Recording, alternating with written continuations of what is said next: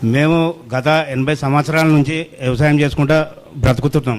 మాకేమో గవర్నమెంట్ జాబులు లేవు, ప్రైవేట్ జాబులు లేవు.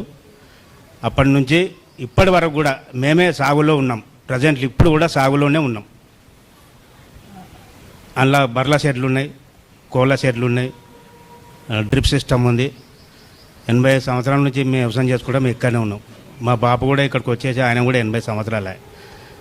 ఇక మా బాపు అన్నములు వాళ్ళు వరంగల్ ఉంటారు, వాళ్ళ బిజినెస్లు అక్కడ వాళ్ళు వ్యాపారం చేసుకుంటా బిజినెస్ చేసుకుంటా వాళ్ళు ఉన్నారు.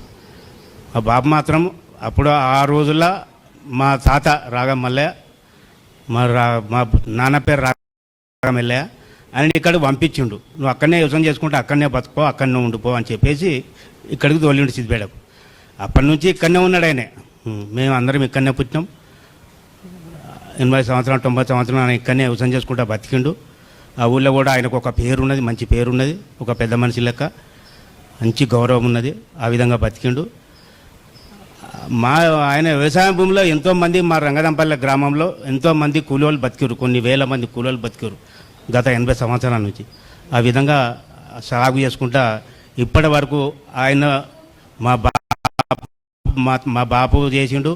మా బాపు తర్వాత ఆయన కొడుకుల మేము ముగ్గురం అంటే మా అన్న పేరు రాగం రఘు రెండో అన్న, నా పేరు రాగమోహన్, ముగ్గురం.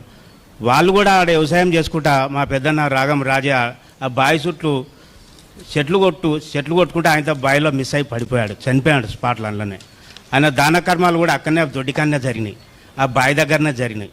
ఆయనకు ఆ ఇల్లు కూడా లేకుండే, ఆ బావి దగ్గరనే జరిగింది, ఆ బర్ల కొట్టాల దగ్గరనే. అది అందరూ సిద్దిపేట మొత్తం సర్కిల్లో కానీ ఎక్కడ సిద్దిపేట జిల్లా సర్కిల్లో మొత్తం అందరికీ తెలుసు. ఆ జనం కూడా ఆయన చనిపోయిన రోజు ఆ దాన కర్మాలు కూడా అక్కడనే జరిగినాయి. అది మా పాలి వాళ్ళకు కూడా తెలుసు, అందరికీ తెలుసు.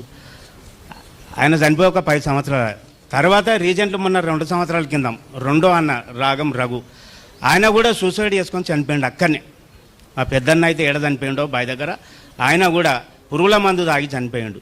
ఎందుకంటే వీళ్ళ వేధింపుల వల్ల, మా పాలెవల వేధింపు వల్ల, ఈ రాజకీయవేత్తల వేధింపుల వల్ల.